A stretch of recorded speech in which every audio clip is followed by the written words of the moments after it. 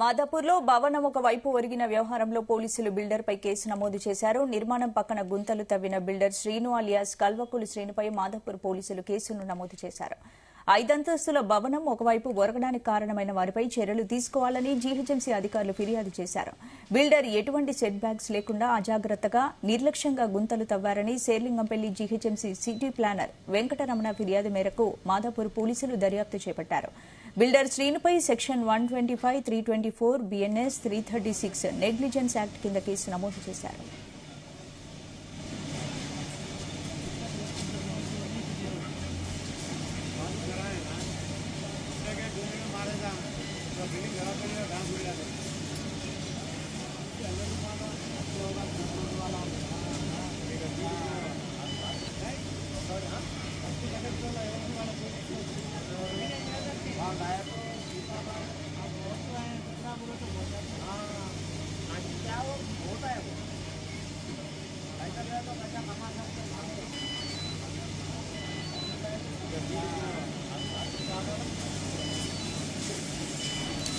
మాదాపూర్లో భవనం ఒకవైపు ఒరిగిన వ్యవహారంలో పోలీసులు బిల్డర్పై కేసు నమోదు చేశారు.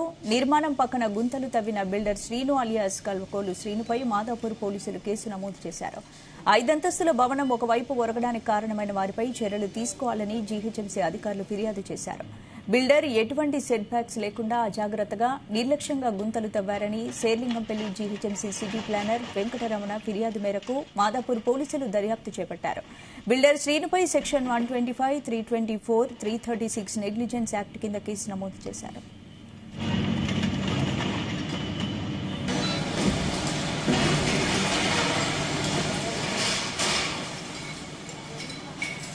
ఇదే అంశానికి సంబంధించి పూర్తి అప్డేట్స్ మా క్రైమ్ బ్యూరో చీఫ్ రవితేజ అందిస్తారు. రవితేజ, మాదాపూర్ సిద్దిక్ నగర్ లో జరిగినటువంటి ఈ భవన నిర్లక్ష్య ఘటన పైన స్థానిక టౌన్ ప్లానింగ్ అధికారులు ఇచ్చినటువంటి ఫిర్యాదు పైన బిల్డర్ శ్రీనివాస్ పై సెక్షన్ 125, 324, BNS 336 నెగ్లిజెన్స్ యాక్ట్ ప్రకారంగా పోలీసులు కేసు నమోదు చేయడం జరిగింది.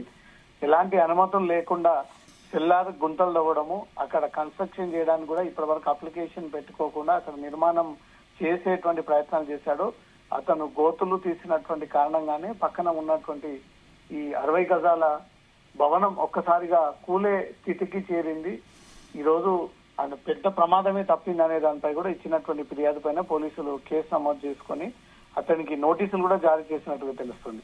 సిద్దిక్ నగర్ నిర్మాణ పక్కన గుంతలు తీసినటువంటి బిల్డర్ శ్రీనివాస్ అలియాస్ కల్వకోలు శ్రీనిపై ఈ ఫిర్యాదు రావడంతో పోలీసులు కేసు నమోదు చేయడం జరిగింది. సిద్దిక్ నగర్ లో 5 అంతస్తుల భవనం ఒకవైపు ఒరగడానికి కారణమైనటువంటి వాటిపై చర్యలు తీసుకోవాలంటూ కూడా జీహెచ్ఎంసీ అధికారులకు ఆదేశాలు రావడంతో జీహెచ్ఎంసీ అధికారులు ఈ ఫిర్యాదు అందజేయడం జరిగింది.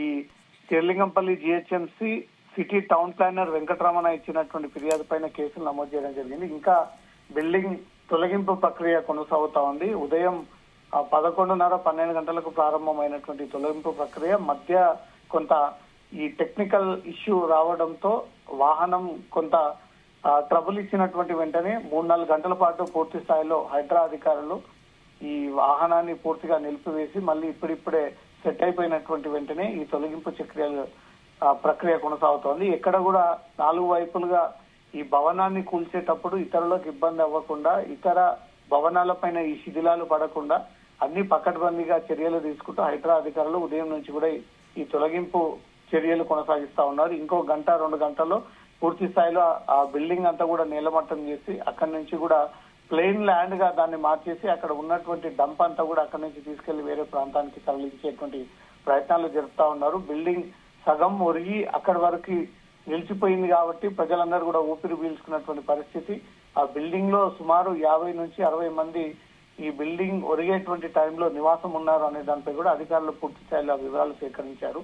ఆ బిల్డింగ్ కూడా అనుమతి లేకుండా, సెట్ బ్యాక్స్ లేకుండా నిర్లక్ష్యంగా బిల్డింగ్ ని కన్స్ట్రక్ట్ చేసి చిన్న రూమ్లుగా దాన్ని డివైడ్ చేసి 50 మందికి పైగా కుటుంబాల్లో నివాసం ఉండే విధంగా ఆ 4 ఫ్లోర్లని యజమాని నిర్మాణం చేశాడు అనే దానిపై కూడా అధికారులు ఒక రిపోర్ట్ ఇప్పటికే జోనల్ కమిషనర్ కి సమర్పించారు.